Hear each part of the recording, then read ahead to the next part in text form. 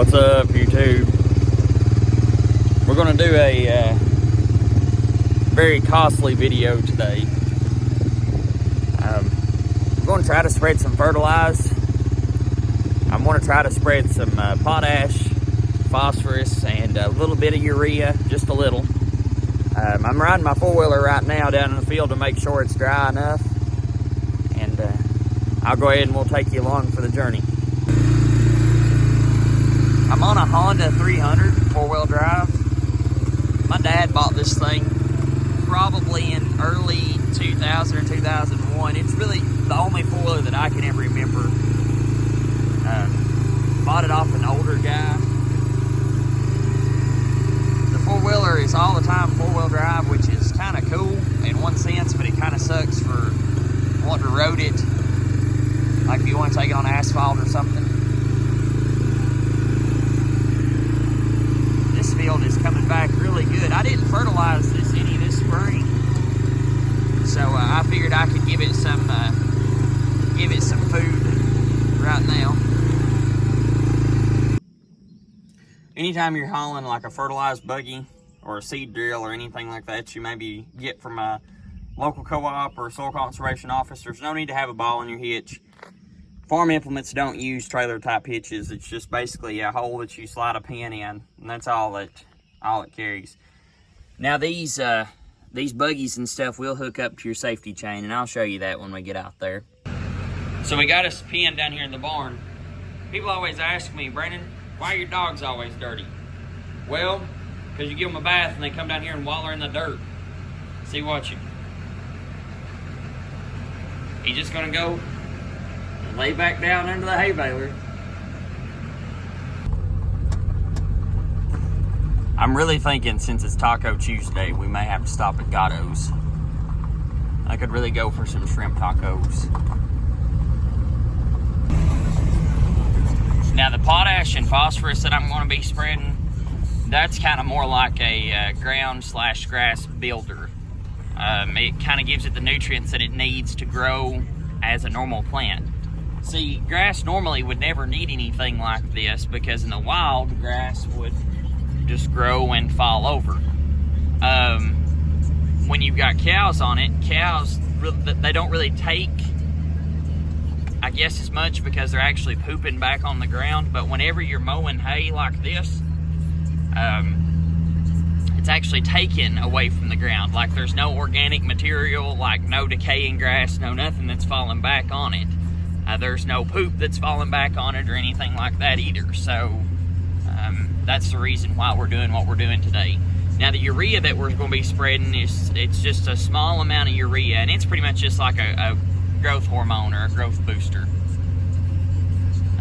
But like I said, you can't just give it the growth hormone and not give it the nutrients that it needs to grow as, you know, a plant in itself as a whole.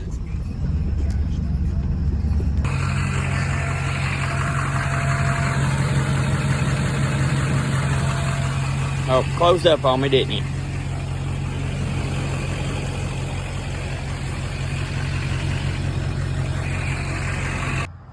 We got our buggy hooked up. They've got a big mixing tank in there, kind of like a cement mixer, that they put different fertilizers in that hopper with a bobcat, and it comes out mixed like this.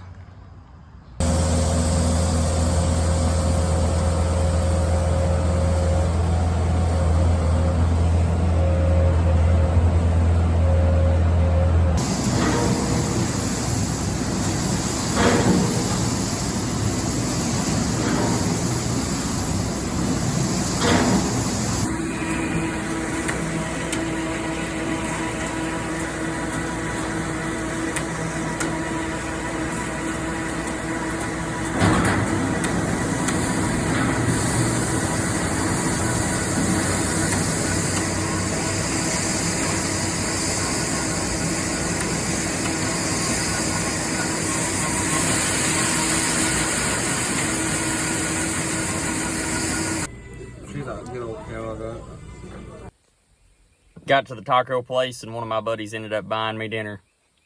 Thanks, man. You know who you are. Anybody else got a dog that always has to be like right up next to you?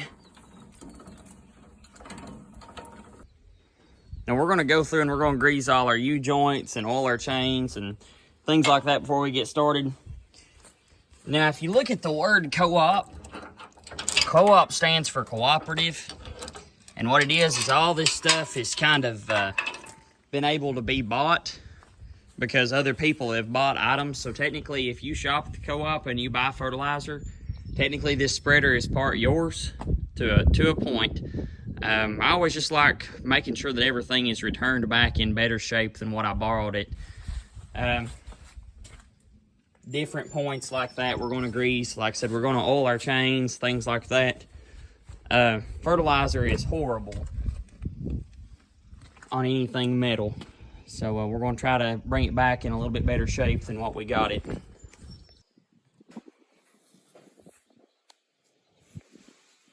You okay? Well, we got it unhooked from the truck, got it all greased up, oiled up, so we're going to go up and get the David Brown and we'll see if we can't hook to it and go ahead and start spreading. If there ain't oil under them, you know there ain't oil in them. Normally this tractor stays in the barn, but I've got hay in the barn right now, and I've got the 4000 down there, I've got the 601, and to be quite honest, we just have too much junk. So I put this one up in the garage for the time being. I'm going to check the fuel, check the oil, check the transmission fluid, just go through and check everything before I go ahead and start spreading. Yes, I know you guys are going to be jealous of my fuel gauge.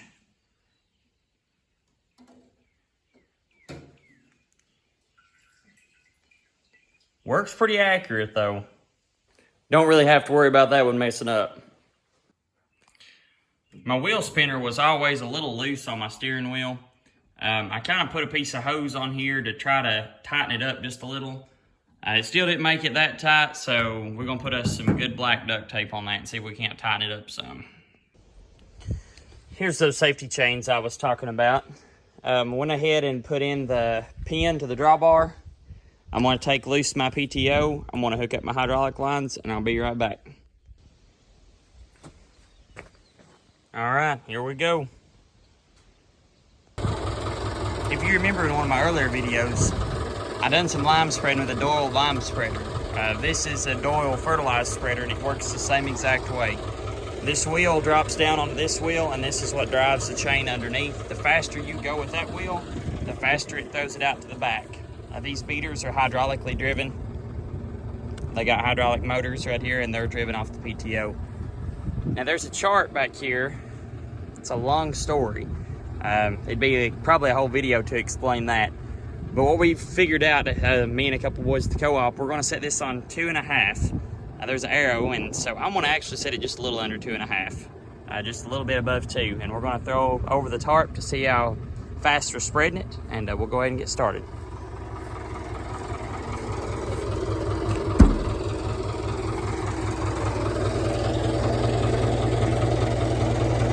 You wouldn't think these bungee cords would be in there that tight.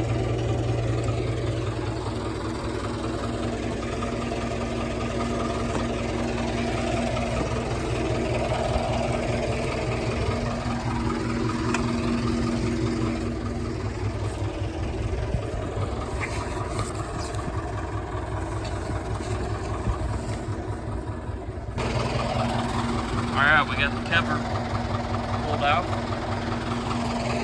Let's go ahead and get started.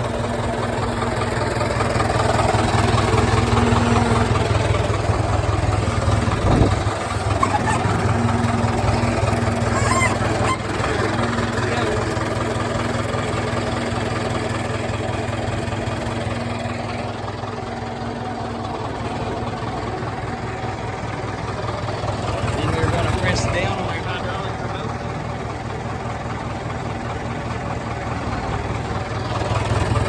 Let's put it in the second gear.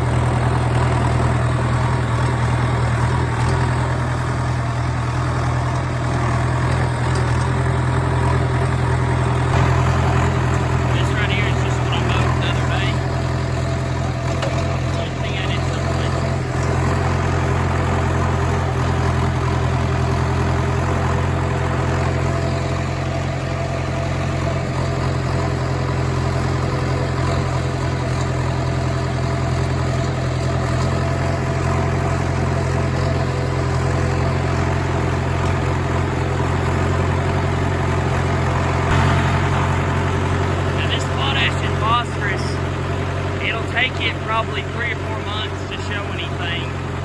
I'm going to try to do some soil tests in the fall to see if it's came through, and if it's not came through, I'll just put some more to it.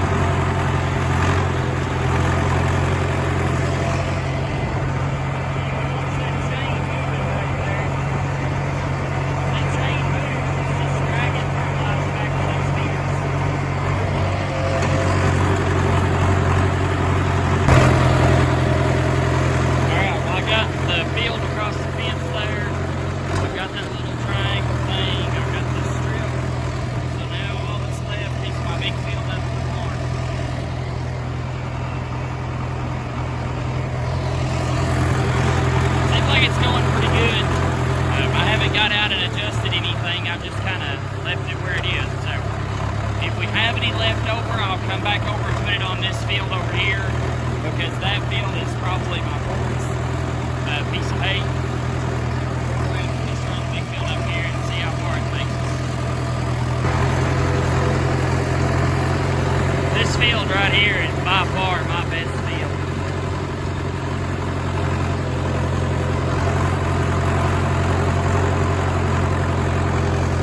That was my great-grandpa and great-grandma's house. My great-grandpa was born there, so I guess it would have been my great-great-grandpa's as well.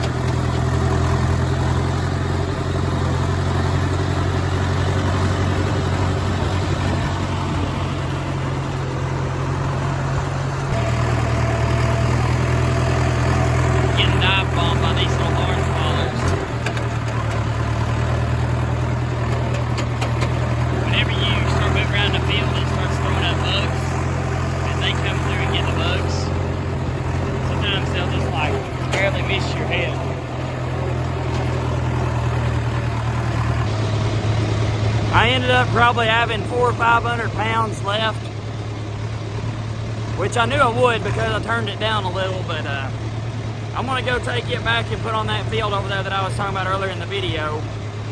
Like I said, he could probably use it more than this big field up here anyways. Now I'm pretty much just gonna follow the same track or same pattern.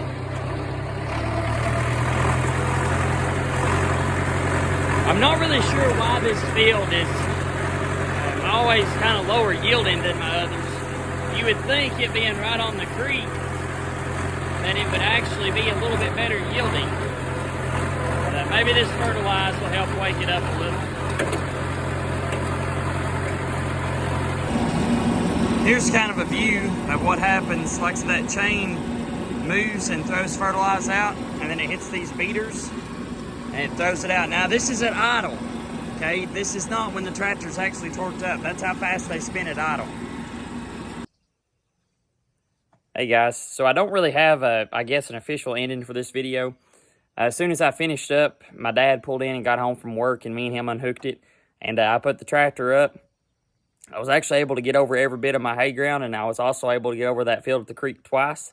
So that was a plus. Hopefully that'll kind of help it out and boost it a little.